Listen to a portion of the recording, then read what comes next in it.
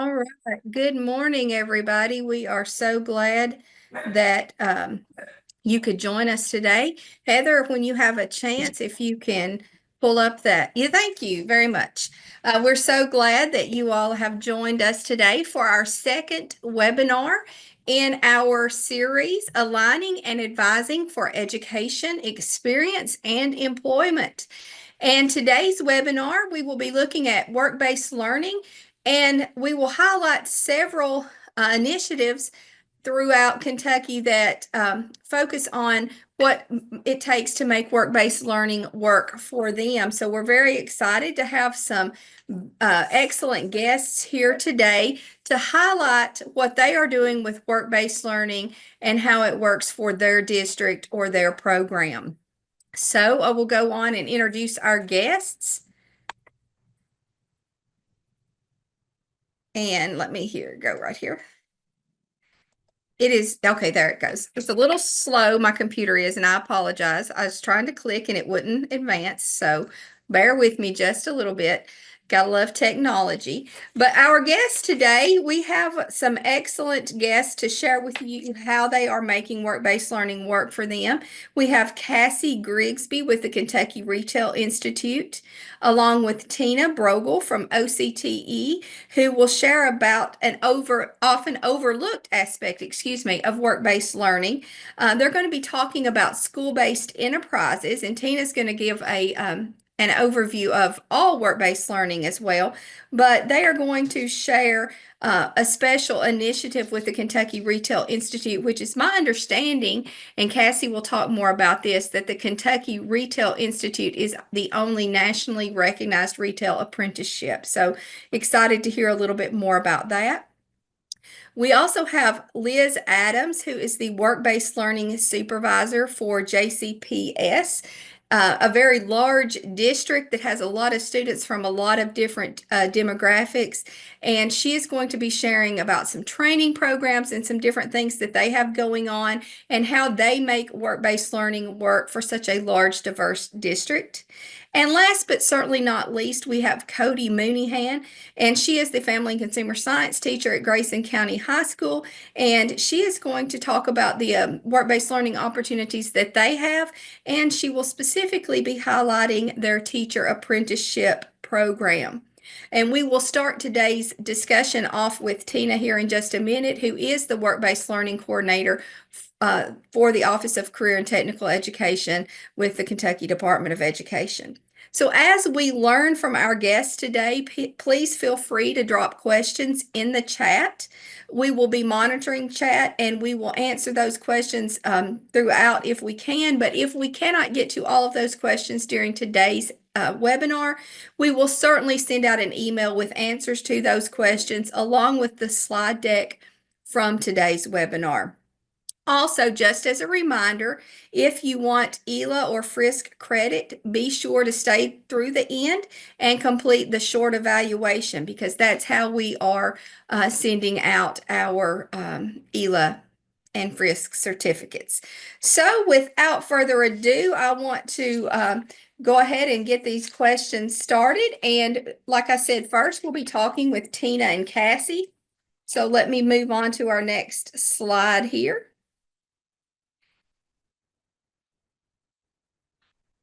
And thank you, ladies, for joining us. Tina, we know that work-based learning occurs in several ways, and there's a lot of different opportunities for students to gain valuable experience that can translate into their education. So can you please provide an overview of the various types of work-based learning and maybe highlight at which stage of a student's development each work-based learning experience is most applicable? Absolutely, Mitzi, I can do that. And thank you for asking us to be here today. As she said, my name is Tina Brogel. I'm the work-based learning coordinator for the Kentucky Department of Education. So I do work primarily with our secondary students, or middle school students is usually where work-based learning will land. And I'm just going to give you a short overview, and then Cassie's going to talk about some things that she and I are doing in conjunction with one another for our students across the state. So we're pretty excited about that. If you could advance to the next slide, please.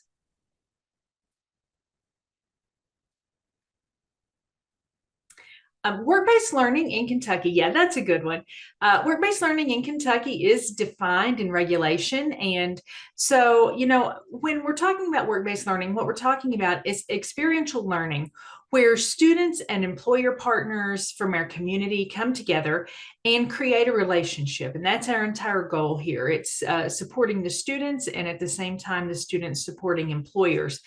And work-based learning is involved in so many different aspects of what we do in education and how our communities function. If you go on to the next slide, it's going to list for us the actual work-based learning types that are identified in the state of Kentucky. And this is just the table of contents for the work-based learning manual. And I will say that Kentucky Department of Education on the OCTE website has a manual, and that QR code is going to get you there. And I know that Mitzi will make these resources available after the webinar for everyone to see. And hopefully I've embedded enough links to be useful to everyone who would like to take a look. Always, there are legal topics and responsibilities that we need to be aware of when we're working with youth of any kind. But the types of service learning that are acknowledged in Kentucky are, or not service learning, work-based learning is service learning is the first, mentoring, shadowing, entrepreneurship, school-based enterprises, internship, co-op, and then your registered youth and pre-apprenticeship experiences. And so I think, Mitzi, what you'd asked me to do is talk about maybe the appropriateness of when these things can be embedded. And I know that a lot of conversations have happened around work-based learning in Kentucky lately, because it has now been added into conversations that involve both CTE supplemental funding and accountability for our secondary schools. And so it's part of the conversation now. In that conversation, we talk a lot about internships, co-ops, and apprenticeships, because those are the three types of work-based learning that are associated with course codes and are going to be involved in both funding and accountability. But those first pieces of work-based learning are so important because they're the ones that establish a relationship with our community partners inside our local districts and inside our local communities. And so service learning is really one of those things that happens in early elementary school. This is when we're creating opportunities for our students to go out into the community and give back through service, through volunteerism. There's a whole chapter dedicated to it in the work-based learning manual. If anybody's interested in service learning, I'm happy to talk about any of those things. Mentoring and shadowing come together for usually more of our middle school age is where mentoring and shadowing are going to come in. So the differences in these two would be mentoring is establishing in a relationship that can last for a period of time. So when we have a mentor, that mentor is going to work with us through our different developmental stages. And shadowing could be as short as just a couple hours here or there at a different work site, so we can see what happens, what's a real life, real world experience for that particular employer or employment opportunity. So that's sort of the differences in those two. Entrepreneurship is actually something that is not associated with course codes in Kentucky, but it is a student who has entrepreneurial aspirations of their very own.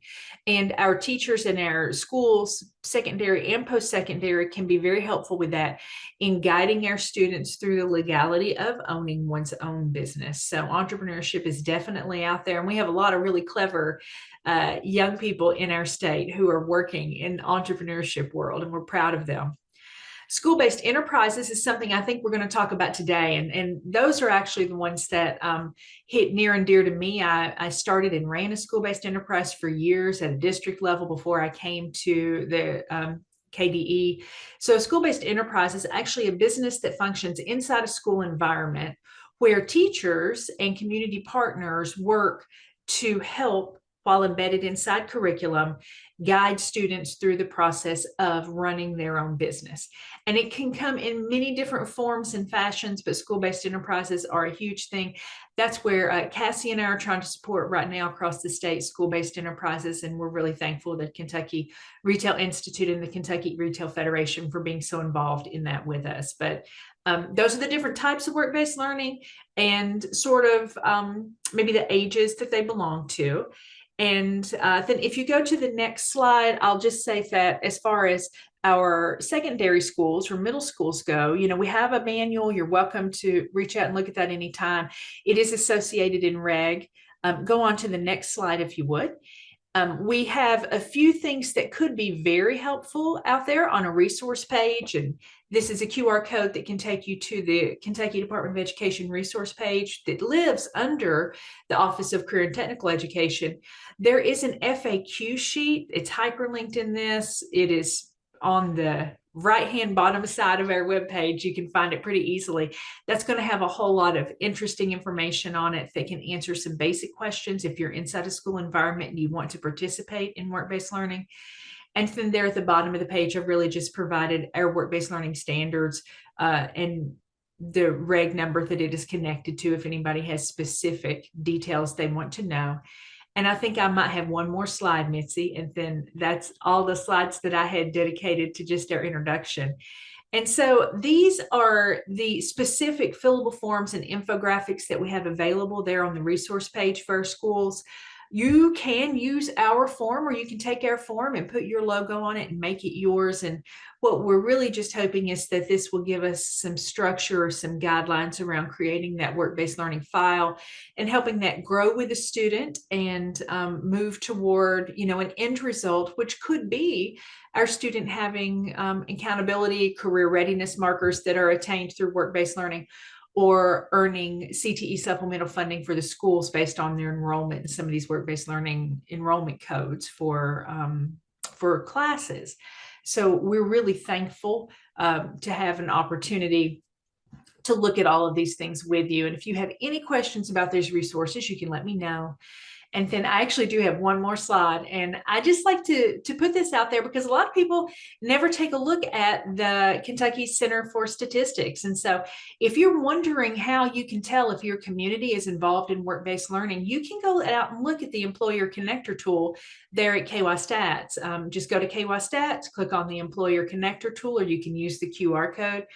And districts or regions or employment opportunities or areas can actually put in what type of pathway student they're looking for and just hit search. And these KY stats are going to be very helpful in populating for you how many students we have in that area who might be graduating with a career pathway, which of course is content they're learning while they're at school, that could be helpful for working in one of those upper level work-based learning environments that, a lot of us are going to talk about over the day, which could be internships, co-ops, or apprenticeships. And it just can be a really great tool. I wanted to throw that out, Mitzi, for everyone to see. I know that CPE and KDE both work pretty close with KY Stats in order to get these numbers right and to provide our employers with an opportunity to look at stuff. Thank you, Tina. And this connector tool is a great starting point when you're thinking about building partnerships and as well as the partnership guidebook that's on the post-secondary advising toolkit. But having those key partnerships are critical to having an effective work-based learning system. And I appreciate you going through all the different types and talking about when they're most applicable.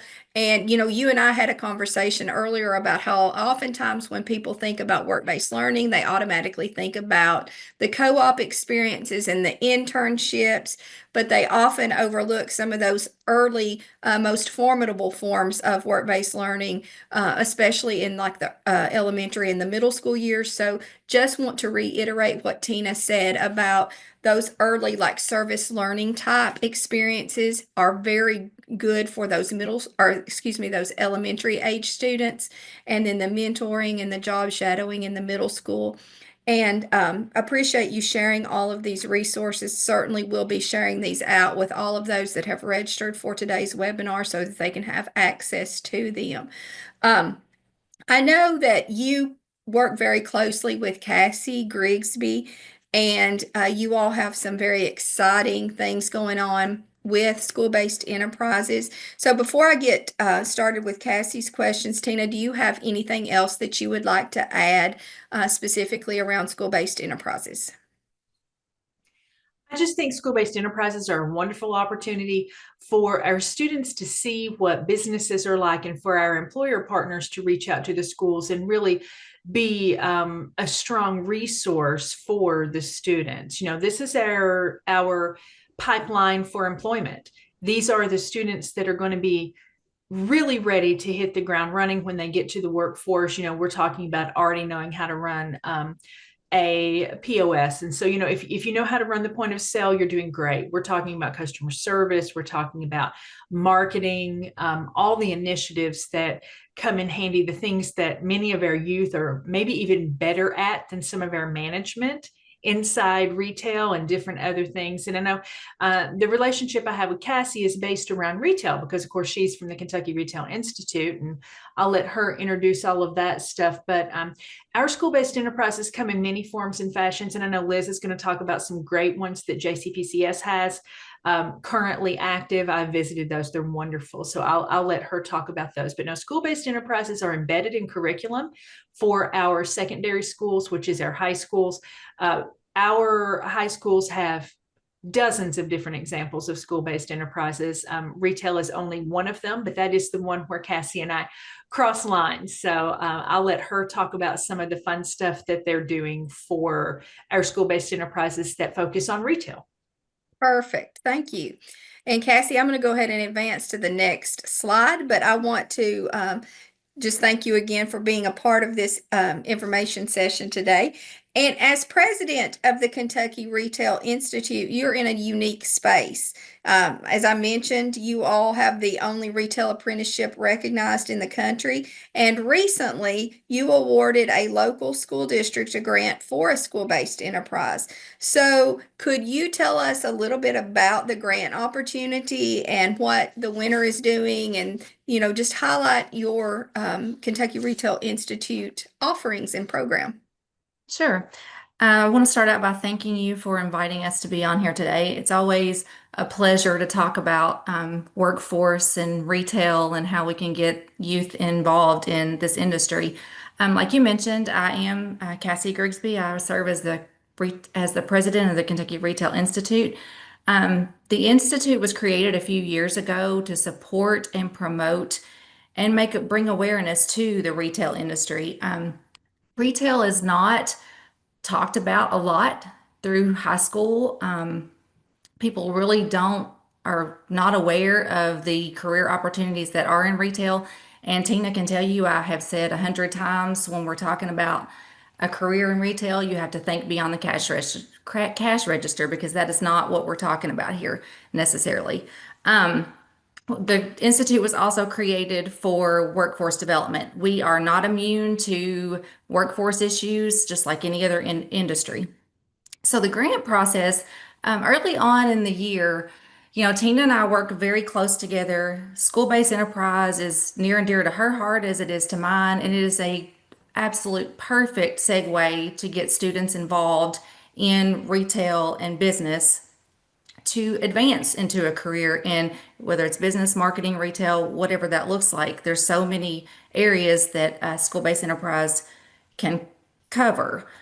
So I had asked her, what can we do from the Institute side that can support these schools? And she did a great job educating me on how Perkins funds work and how, schools are able to purchase maybe equipment for a site-based or school-based enterprise, but they have a hard time because it's not allowed necessarily to purchase the products that go along to create these items that can be sold. So I approached our board and asked for a grant opportunity for a high school this year, and they were excited, approved it.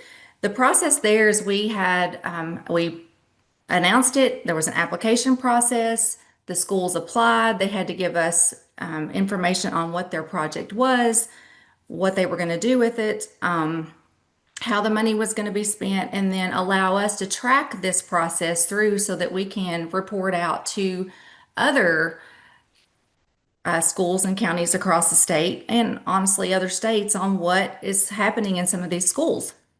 Greenup County was our winner this year. They presented a project called Pressed to Impress, which they will be taking patches and using their heat press to put on hats. They plan to do this at school events, the sporting events, some community events, and with the goal of raising some funds to help support clubs and sports teams in the school. Great idea. We were really impressed with what they had come up with. One of the things that really stuck out to me was the planning that she presented to us. You know, you've got these grand ideas, and it takes a lot of work for a teacher to put something like this together and then have the support to be able to be at these events and create these products that they can sell. Greenup County High School has a requirement that these students have to do some community service hours, volunteer hours to graduate. So she's able to incorporate that into her project. It's a win-win for everybody. So we were really impressed with her thought and her project. And it was just a great time to be able to present that to her. And we actually presented the check and an award at the CTE conference a couple weeks ago in Louisville.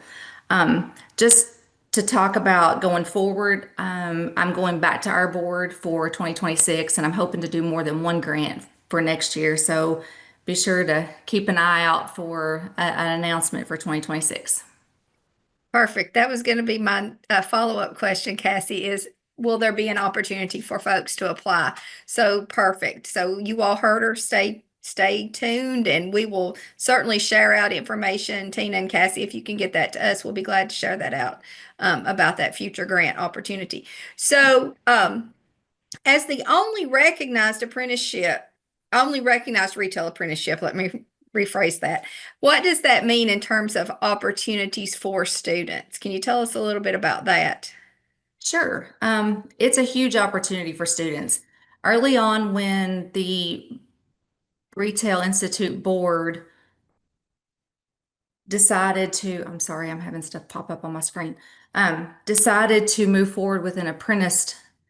Of course, you have to go through the whole process of getting this approved through the U.S. Department of Labor.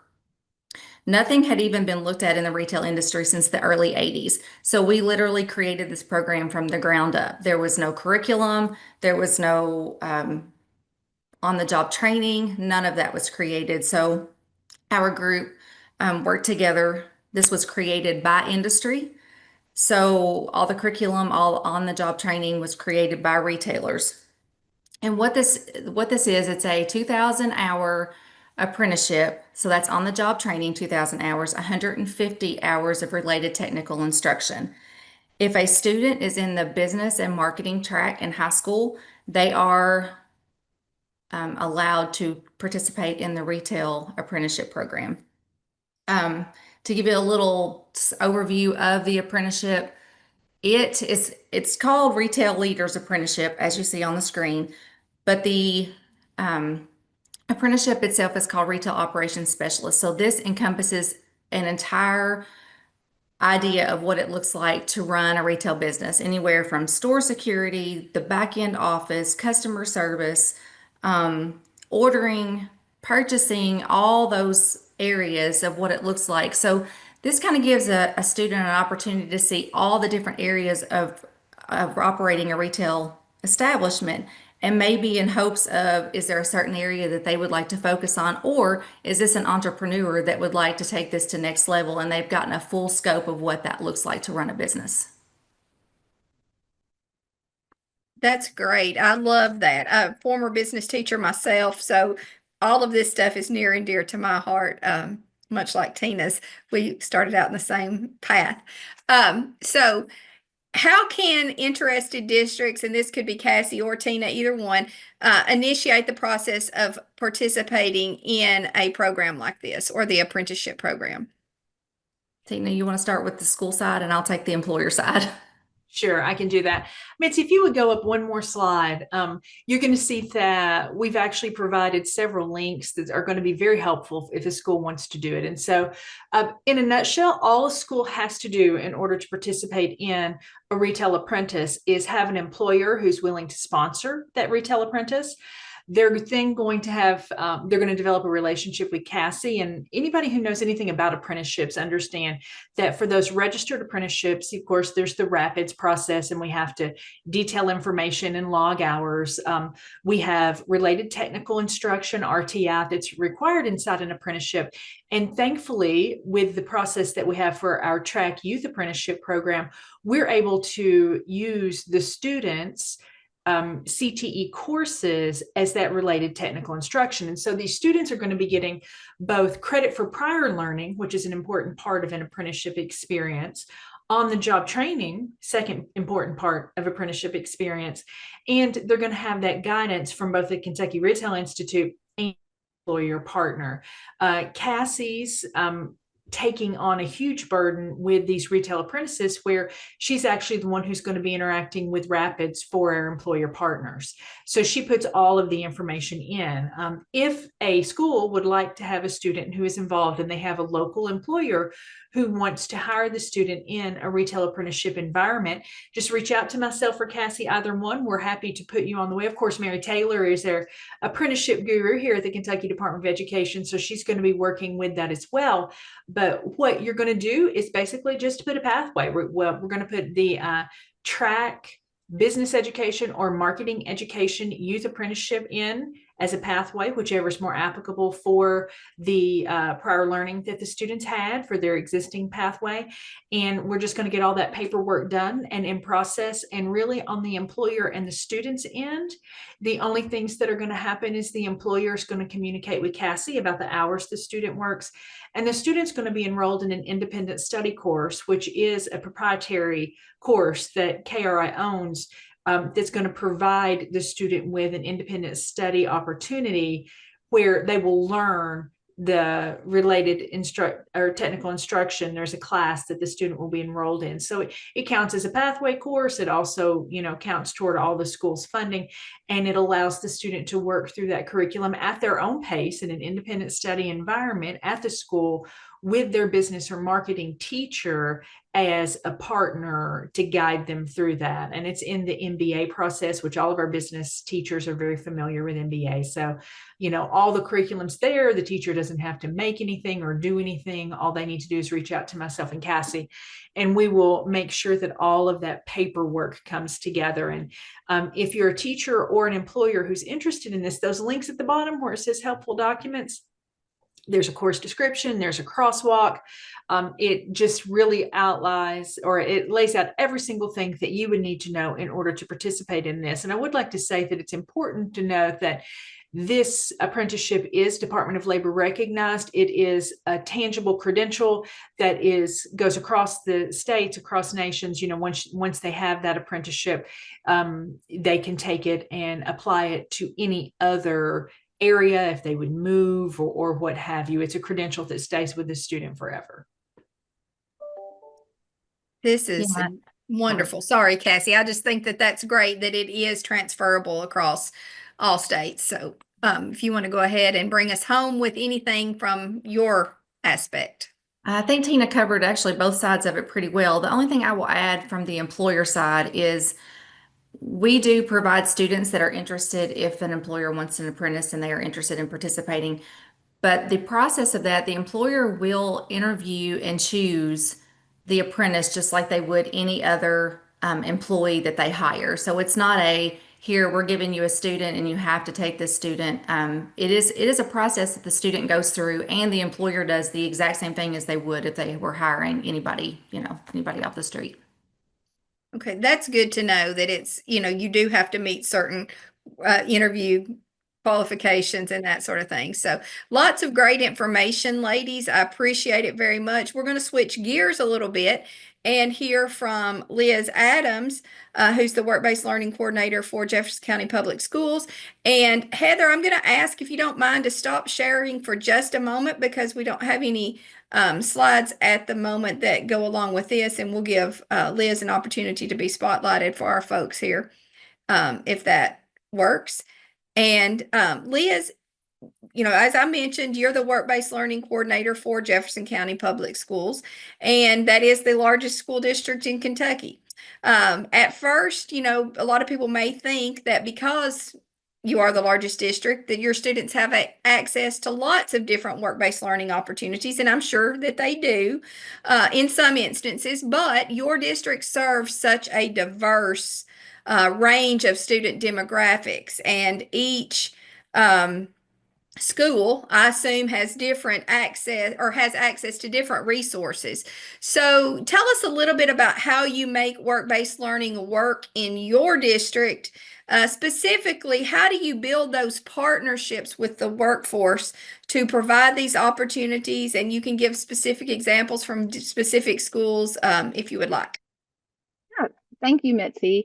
Yeah, so JCPS has over 30 high schools and high school programs that exist, of which we have about 15 that are considered what we call academies of Louisville high schools.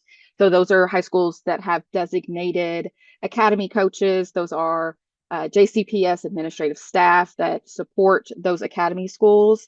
We also have external support partnerships that exist through what we call the Academies of Louisville Alliance. So those are support teams of individuals from Kentucky InterWorks and the Greater Louisville Incorporated Alliance. So some just different partners that come together to form this Academies of Louisville Alliance.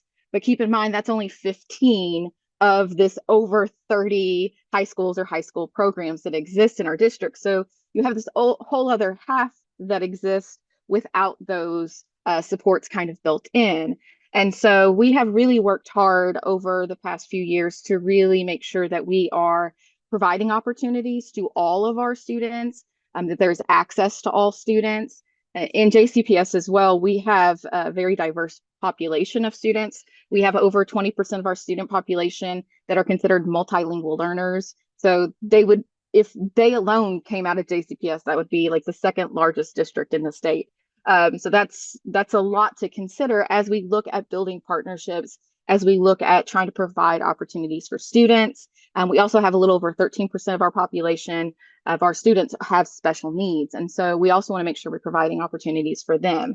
So what that means is we really just try to connect as often as possible with as many external organizations that already exist, share those things that are going on in our district, where we need support, how they can help. That's really the key. And so we focus a lot on how do we meet these challenges, and what is kind of our common theme across this, so that we have a common message as we communicate this to our internal and our external stakeholders. So I always tell schools we're going to focus on 3 C's. We're going to focus on communication, connection, and collaboration. So if you can remember those things, then we can really do anything in this space. So we're constantly searching for ways to connect to employers, to nonprofit organizations, post-secondary institutions. We look at existing local programs, what's out there. We look internally at our district. We look at departments and different challenges or different things that they need. And then we just try to connect the dots. So we really just want to also focus on making sure that as we connect those dots, we also have reliable touch points for those partners and for those stakeholders. So at each school, we make sure that we have a coordinator who is overseeing that work. So regardless if you're an academy school or not, you have someone in that building that you can contact, that you can ask about how do we build this, how do we work together on these things, and also to be that reliable source of information as well. We really we want to ask questions, and we want to share our challenges with the community, because we want to find those common connection points, because that's how we grow our programs. And that's also how we expand what already exists in the community so that it supports our kids.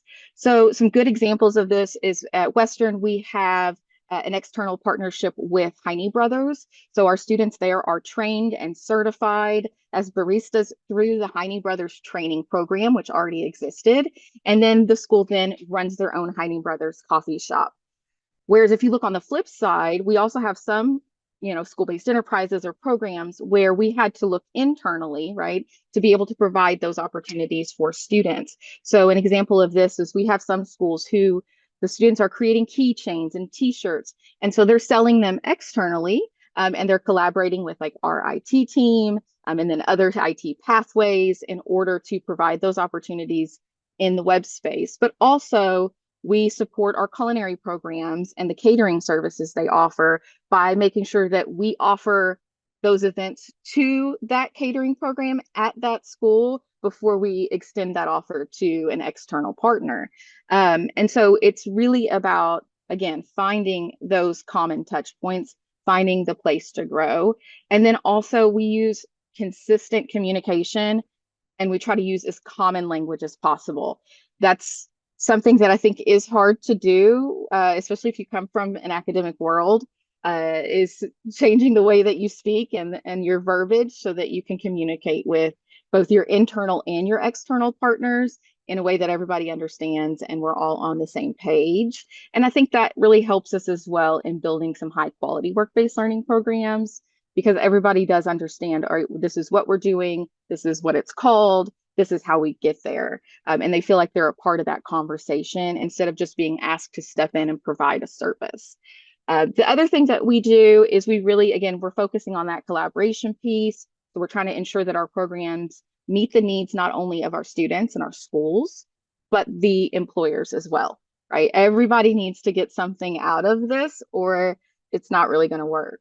Our gold standard of this, I say, is our UPS programs. So we have this partnership with UPS. Our students are earning $21 an hour. They get full benefits after 9 months. They get regular bonuses. They can get up to 6 college credits during high school. And these are amazing benefits, even for someone not in high school, right? Like these are wonderful. This is a wonderful opportunity.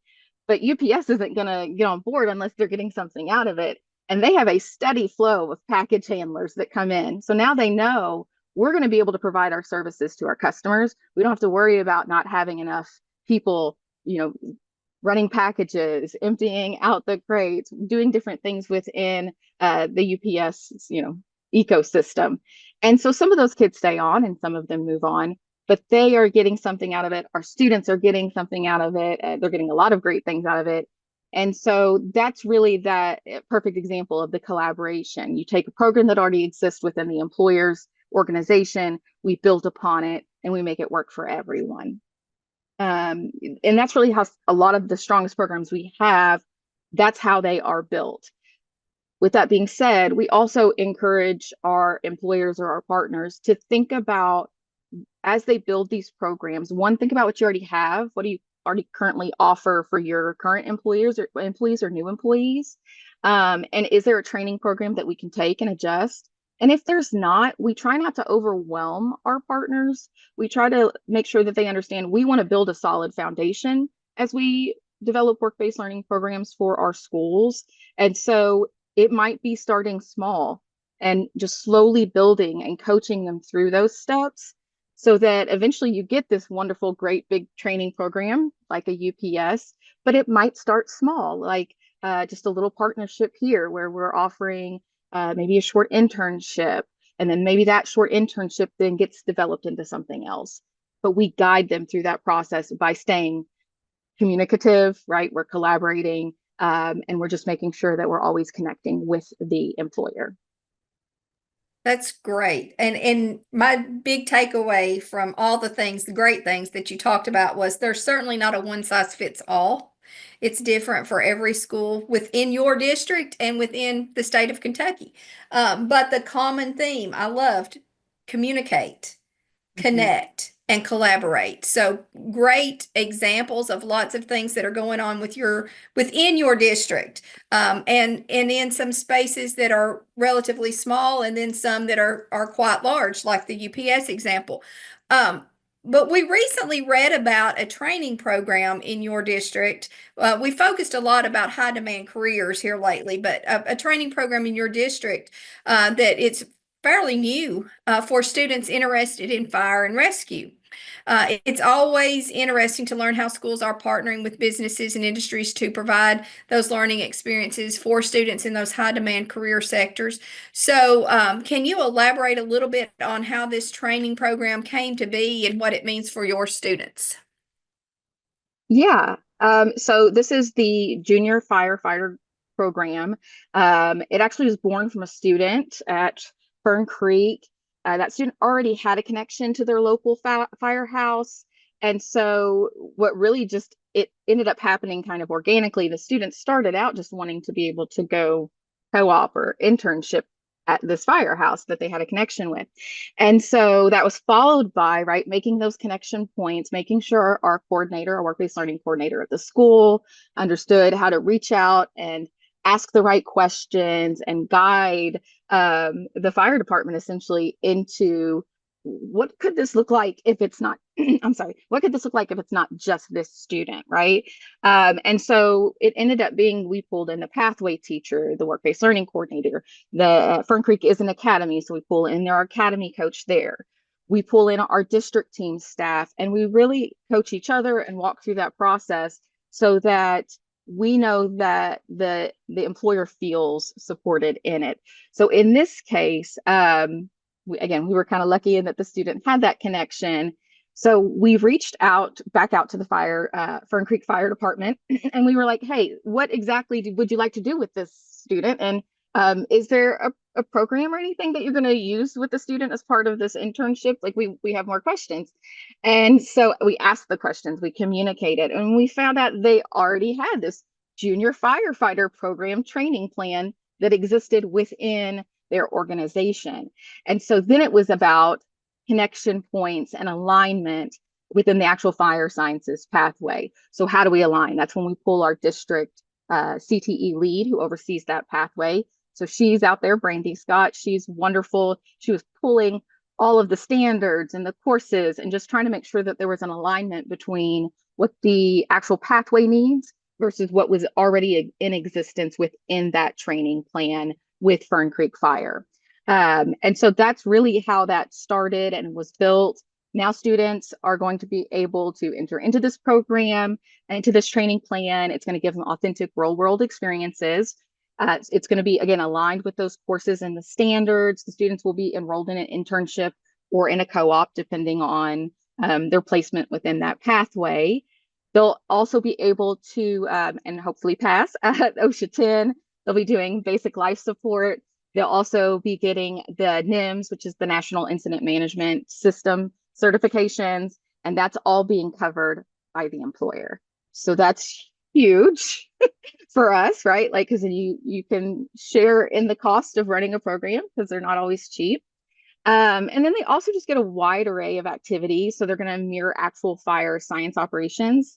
They'll have different training scenarios, and they get to work alongside professionals as they do this, which is an experience that we haven't been able to offer before. So really, really excited about that. But I really think that the reason that the model worked so well and we were able to pull it off so quickly is because there was this pre-existing training program that the employer brought with them. So again, that goes back to speaking to how important it is to ask the questions and to talk and communicate and to see if there are connection points. If they already have things or if they're starting to build something, let's build it together so that it works for both of us. And that really helped. We had a common goal as well, right? So everybody in that space wanted it to happen. They were fully supportive. You had an employer who really wanted it to happen. You had the school and the district who really wanted it to happen. And I think that is the biggest battle overall, right? You got to have everybody on board and ready to make sure that even if we come across a little hurdle, we're going to be able to overcome it. And we had a few hurdles along the way, but we worked through it. We were flexible, we were creative, and we were just willing to collaborate and make it work for everyone involved.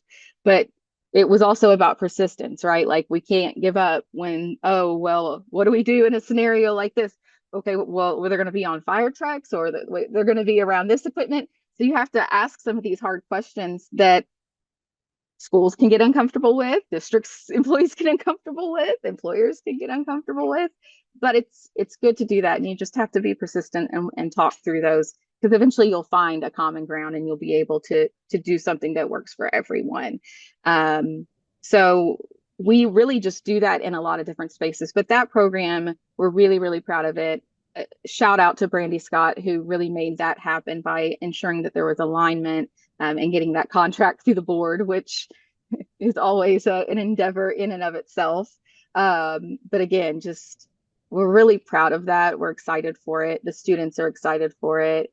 And then we we know that we can take that and replicate that in other spaces.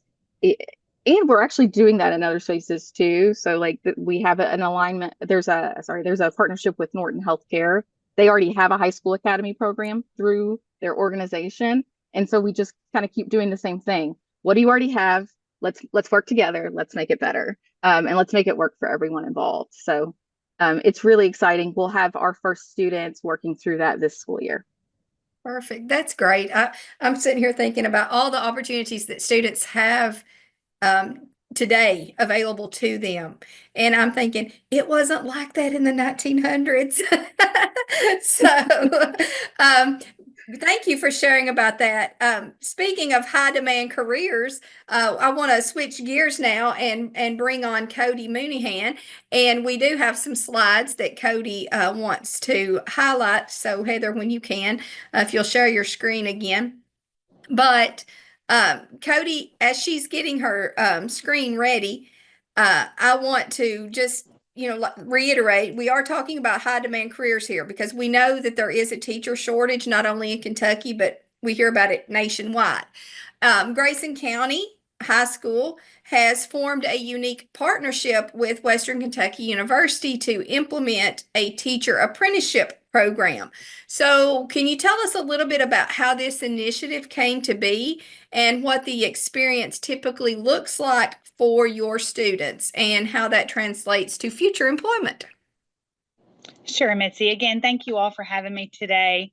My name is Cody Mooneyhan at Grayson County High School. I've been teaching family and consumer sciences for about 17 years. And just like many other smaller districts and even our larger districts see every day this teacher shortage, we knew that we here at Grayson County High School couldn't wait for a solution to come to us. We had to kind of create our own and build our own pipeline for these future educators. So we started the program with a couple of interns. So as you saw them talk about the process for the work-based learning manual, we brought on interns, and these students really wanted to be teachers, and they were just kind of job shadowing and learning a little bit from myself and other high quality teachers in our district. But we knew that there had to be a deeper partnership there because we could pay the students into a co-op experience, but we wanted it to go further than that. We wanted them to get the instruction, the education. And at the end of the day, I could only teach so many classes. So we developed a partnership with Western Kentucky University. My CTE principal, Mr. Matt Hayes, and I coordinated with several people at the Department of Education or College of Education. Sorry about that. At Western.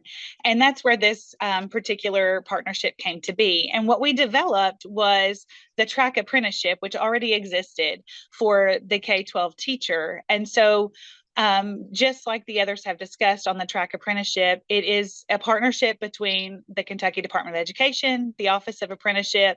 It's a business and industry driven program. So our industry partner was in fact our school district. So we already had that part figured out. And so the students were getting this nationally recognized credential, but again, we were looking for those classes and the coursework to benefit those students further on down that pipeline. So as we met with Western Kentucky University, we developed the CARES grant project. And with this project, it offers programs to rural districts, not necessarily larger cities, but for those rural districts who are really struggling to find teachers to bring into their program.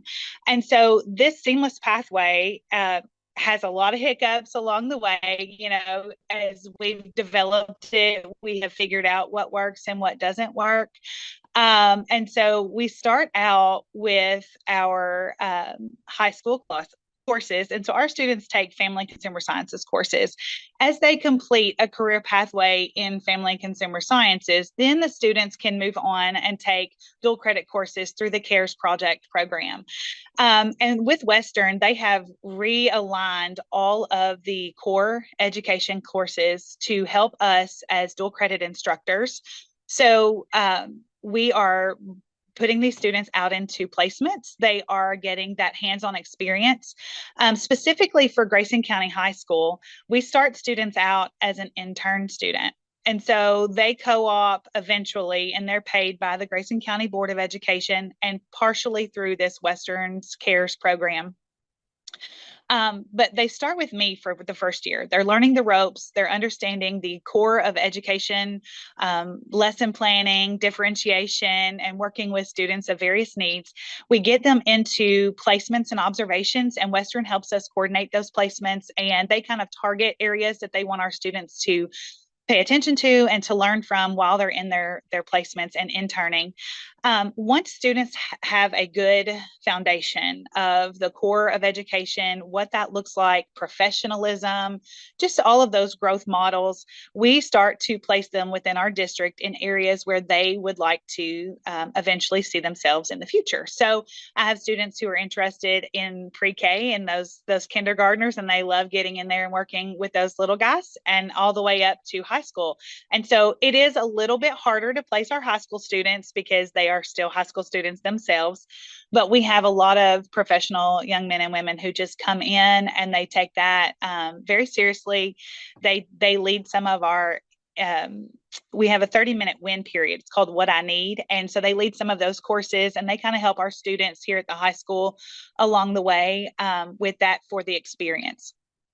And so this program really allows students to explore all of their options and opportunities, especially if they think, oh, I only want to be a kindergarten teacher. Well, they might get in there and it's not really for them. It's not a good fit. And so the beauty of the track apprenticeship is that it's flexible and it's fluid with the students and their needs. And so also with the business and industry partners' needs.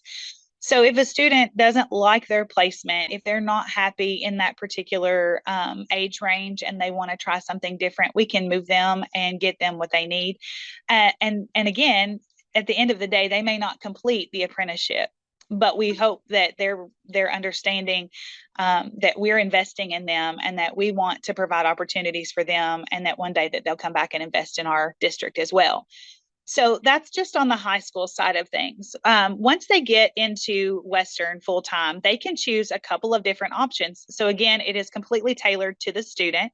So they can go to Western full-time, live on campus, get the full college experience, and we don't ever want to take anything like that from our kids. And so that is an option that we've worked out. They can come back and work on spring break, fall break, when they have, class days off. Maybe they work from home some, and they can just get a little bit of experience that way. Or they can adjust their schedules and their courses where they can work in the morning and take their classes in the afternoon. Several of our students commute. And so through that opportunity, they're able to get more of that in-class time. Western has made it available for our students to go ahead and enroll in the program where they can log all of their hours. So they need 200 to 250 observation hours in their time at Western as they're becoming a teacher. And so they're able to do that through our program. They get a kickstart on that a little bit earlier than some of their other classmates. And so that's just an added benefit to them to be able to get that one-on-one experience a little bit sooner. Through all of this, the students do continue to get paid. We have developed a pay scale with our Board of Education. So as they build and grow their hours, every so many hours they've completed in the apprenticeship, they do get a pay raise, just like you would if you were a classified employee here at the high school. And so they have their ID badge and they are official, and they are really getting that experience and knowing ahead of time kind of what the school setting feels like, and not just thrown into it at the last minute. So the third step, as they leave college and they decide, what they want to do long term, if they want to work, if it's elementary school, middle school, high school, if there's a position available, we open that interview process just like normal. Our apprentices know that they are not guaranteed the job. They have to interview for it just like anyone else would going into that. And as they student teach, they do have the benefit to student teach here in our district, and it is a paid experience. And so that's another bonus for our students as they move forward. And at the end of the day, when a position is available, we want to prioritize and showcase off our students. But again, they have to work for it just like everybody else does and apply and go through that process. And so we are really fortunate that we have actually hired on 2 now of our K-12 apprentices since this program has started. Miss Leanne Schartzer, who is one of our social studies teachers here at the high school, and she was on a fast track. She actually completed her associate's degree while in high school. And so she has really done a great job since starting here. And then Ashley Dotson, who is now at our local elementary school and was hired on this past school year, she was our second apprentice to complete the program. So the students can continue that program. And once they've been hired on in our district, then they are actually, they've met all of the competencies. So earlier, someone mentioned that apprentices oftentimes have hours attached and associated to them. With our program, it's competency based. So I evaluate the students, and their placement teacher evaluates them based on what they are able to do in the classroom. And once they've met those competencies, then they can actually complete the apprenticeship program. Perfect. I know you had a video, but is it okay if I leave the video and share it out afterwards, and we go on and talk a little bit more, since we're getting Sure. well, we're getting close to time. This apprenticeship program sounds amazing, and I know we're all, educators here. It would have been awesome to have had that opportunity, because I can remember some of the most scary times was when you walked in to student teaching, or even just your classroom for the first time. So definitely a wonderful experience, a wonderful opportunity, and speaks very much to the grow your own. So I'm assuming that if folks have questions, they could email you, Cody. I can share your contact information and that sort of thing. So Absolutely. the slide that's on here, is this something that I should have shown already? Let me ask you that really quickly. Or is that? No, we're right where we need to be. Okay, perfect. So we're getting close to time, but I do not want to short you at all, because you have some wonderful things going on. You are an FCH teacher, deeply rooted in career and technical education, and you know the value of work-based learning. So we've talked about your teacher apprenticeship program, but could you also highlight how you make work-based learning work for your students beyond those apprenticeships? Sure. And I did want to highlight that while I'm here today with you all, my apprentices are helping teach my class. So that's another added benefit. There's no loss in instruction. So we just want to take a progression of work-based learning for every level of our students. We can't focus on just one area or aspect, especially in our smaller district. There are so many business and community partners that we can benefit with having a partnership. So when students are in their 9th or 10th grade year, we have a program where they can begin job shadowing and working through a mentorship type program.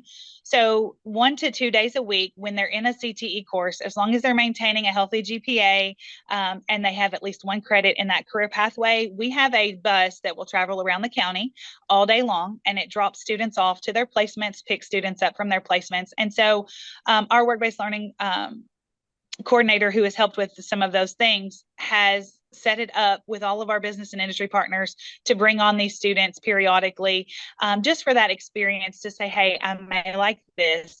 I would like to see this a little more hands-on. And so the students don't have to worry about transportation. There's nothing to worry about after school. It's all done during the school day, and it's built into our CTE courses. The different partnerships that we have each year does change, and it is also based on student need and student interest. So if they are interested or would like to develop a partnership with someone, then we work with the student and the business and industry partner to build that partnership. These are also the same folks who sit on our advisory councils each year. And so they bring a lot of insight to what we do and how we coordinate our curriculum for the upcoming school year. So once students move on to the junior year, they are moving typically into unpaid internships for more deeper observation. These internships for us, we're on a trimester schedule. So those students are in there with me. For example, they might be with me for 3 trimesters. And so 1 hour a day, all year long, and they get to go into their placement. My students who want to work in childcare, early childhood, they might go over to one of the local daycare centers for that hour, just for that hands-on experience. But again, that is an unpaid opportunity, which we hope will develop and grow into a cooperative learning or apprenticeship program. So that's where a lot of these apprenticeship programs and co-ops that we have have stemmed from through this unpaid internship. They said, hey, we really enjoy having these students. It's a benefit. It's a win-win for everybody. Let's build something a little bit deeper. And so that 12th grade year, students can enter into their co-op or apprenticeship, and they do that for 2 class periods a day, either in the morning or the afternoon.